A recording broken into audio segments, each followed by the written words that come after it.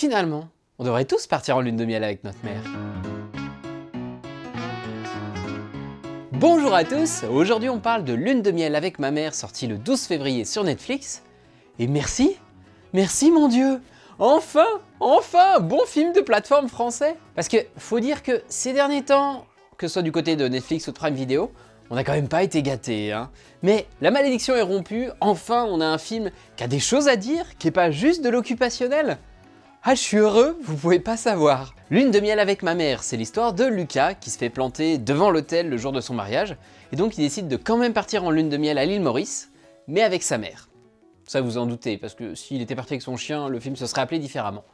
Bon, c'est vrai que le scénario se résume à une phrase, mais heureusement le film est plus profond qu'il n'y paraît, et de mon côté, je l'ai trouvé vraiment sympa. Le film est un remake d'un autre film Netflix, mais espagnol je crois, que je n'ai pas vu, donc je peux pas du tout vous dire si c'est vraiment un plagiat plan par plan, ou s'ils sont juste inspirés de l'idée, mais ils ont essayé de construire une histoire originale. On va donc suivre les aventures de Lucas qui tente tant bien que mal de se remettre de sa rupture, tandis que sa mère, elle y voit l'opportunité de revivre une seconde jeunesse, une nouvelle lune de miel.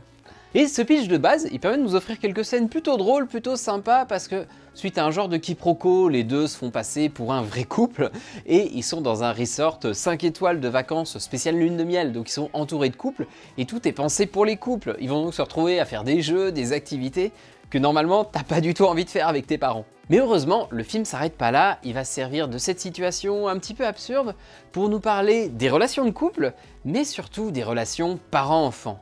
En partant en lune de miel avec son fils, en fait la maman, elle s'offre pas juste des vacances gratos, elle retrouve sa jeunesse, elle se retrouve elle-même, elle revit. Depuis son mariage, ensuite elle a eu un enfant, et puis elle s'est un peu laissée aspirer dans une routine, et ce voyage, c'est enfin l'occasion pour elle de plus seulement être mère, mais de redevenir femme. En plus, la mère et son fils vont devoir cohabiter, les deux vont réapprendre à se connaître, et c'est plutôt bien montré ici. Quand tu grandis et que tu deviens adulte, la relation parent-enfant évolue et elle se transforme en quelque chose de moins descendant, de plus horizontal. Ou pas d'ailleurs, hein, c'est justement ce qui est intéressant avec ce film. Est-ce que, pour vous, c'est normal, on peut se prendre des cuites avec ses parents? Ou alors non, surtout pas, les parents, ça reste avant tout des parents. Non, je te lave encore tes chaussettes, tes caleçons, t'as un chagrin, je me mets en quatre pour te consoler, et qu'est-ce que j'ai en retour? Rien. Et enfin, on a aussi une réflexion intéressante sur la vie de couple, sur l'importance qu'il faut accorder à l'autre, sur le quotidien, la routine qui peut s'installer dans nos vies. Donc c'est ce que je vous disais en intro, pour un film de plateforme, il en a des choses à dire ce film. Se retrouver femme et non plus maman, la vie de couple, les relations parents-enfants. Et ce que je trouve formidable ici, c'est que c'est englobé dans une comédie un peu franchouillarde. Par exemple, on va voir une scène un peu beauf où le héros il fait une intoxication alimentaire et donc il court faire caca dans la mer. Et 5 minutes après ça, on va avoir un échange super beau sur ce que c'est d'être mère, pas la mer dans laquelle il a fait caca, hein, vous suivez, sur le don de soi dont il s'agit d'avoir un enfant et sur l'ingratitude dont ces fameux enfants peuvent faire preuve. Et moi, j'ai beaucoup aimé ce mélange des genres. Je me suis bien marré, mais à la fois ça m'a fait pas mal réfléchir aussi. Du côté de la distribution, Julien Frison, qui joue le fils qui s'est fait larguer, fait bien le taf. Il a le physique qui colle bien au personnage, il fait un peu perdu, un peu en décalage avec les autres, ce qui fait qu'il a ce petit côté attachant, on l'aime bien. Et alors pendant toute la moitié du film, je me suis demandé où je l'avais déjà vu. Et je retrouvais pas, ça m'énervait. Je voulais pas regarder sur internet parce que c'est de la triche, hein, et j'ai un honneur moi. Et justement, pendant la scène où il fait caca, j'ai eu une illumination. Et oui, c'est Gaston de France, le frère du roi dans Les Trois Mousquetaires. Michel Larocque qui joue la mère, elle arrive à être drôle et touchante à la fois.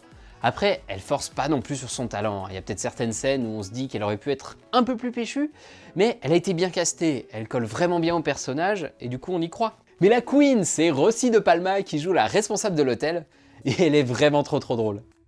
Maintenant, dans les aspects un peu plus négatifs, alors je trouve vraiment chouette, notamment pour un film de plateforme qui s'empare de sujets de réflexion, mais c'est quand même pas toujours parfaitement maîtrisé.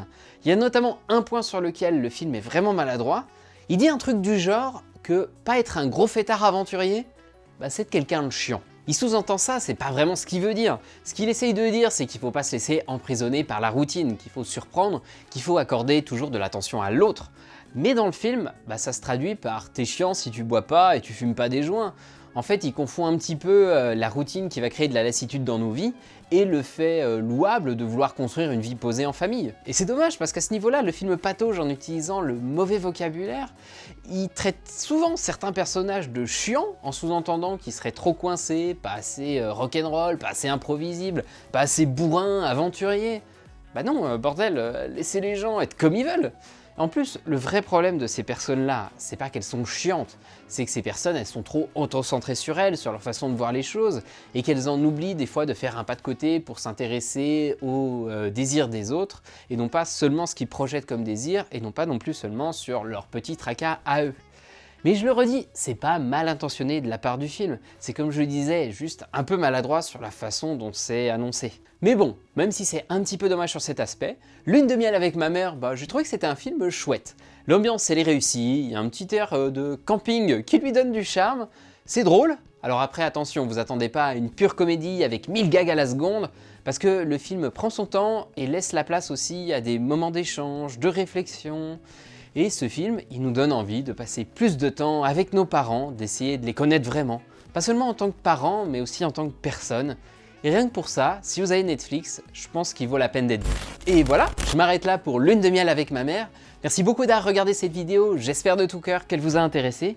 Si vous l'avez vue, n'hésitez pas à me donner votre avis, que vous soyez d'accord ou pas d'accord avec moi, hein, n'hésitez pas. C'est super intéressant pour moi, ça me permet vraiment de prendre du recul, de forger toujours plus mon esprit critique. Et j'espère vous apporter des analyses toujours plus intéressantes. Merci encore d'avoir regardé cette vidéo. Allez au cinéma et mangez des pizzas!